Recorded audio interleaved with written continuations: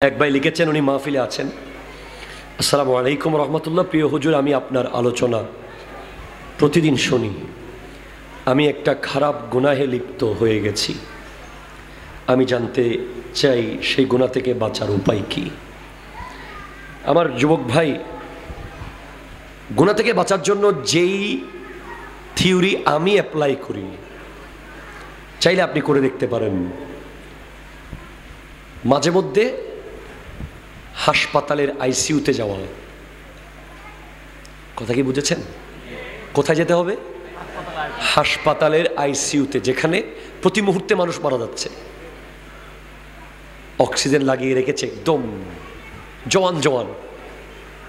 Doctor সিনার উপরে চাপ দিচ্ছে, রু ফেরত আসে কিনা।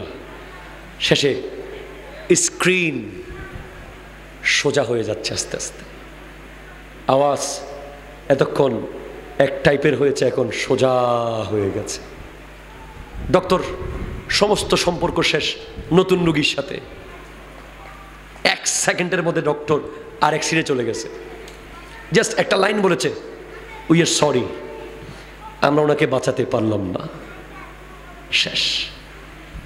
আপনি ওখানে একটু গিয়ে জানালা দিয়ে দরজা দিয়ে তাকিয়ে থাকবেন, আপনিও ওই জায়গায় থাকতে পারতেন। ঠিক কিনা? বলেন না, বলেন না, বলেন না।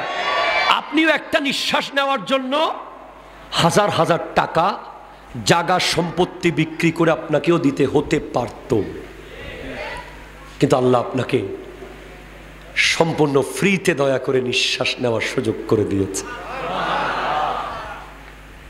এই উপলব্ধি যদি আপনার মধ্যে আসে, তখন আপনার মধ্যে একটা জিনিস আসবে যে আল্লাহ যখন আমাদেরকে বানাচ্ছিল, ফেরেশতারা বলেছিল বানায়েন না আল্লাহ, এরা মারামারি করবে, কাটাকাটি করবে, গুনাহ করবে। আল্লাহ বলেছিলেন আমি যা জানি তোমরা তা জানো না। আল্লাহ একা ফেরেশতাদের বিরুদ্ধে গিয়ে আমাদের পক্ষে দাঁড়িয়েছেন। এখন আমরা যখন গুনাহ করি, একবার ভাবেন আপনার রবের, আল্লাহর কুদরতের অন্তরে কত কষ্ট হয়। যিনি আজকে 10 বছর ধরে আপনাকে, 50 বছর ধরে ইনাকে, 20 বছর ধরে উনাকে চোখের জানালাগুলো খোলাচ্ছেন আর বাঁধাচ্ছেন, একদিনের জন্য চোখ খোলা বাঁধা বন্ধ হয় নাই।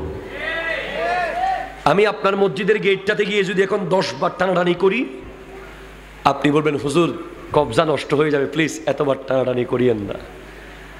আর আল্লাহর দেওয়া কবজা 2 চোখে বছরের পর বছর যখন তখন চোখ খুলেছি, যখন তখন চোখ বন্ধ করেছি।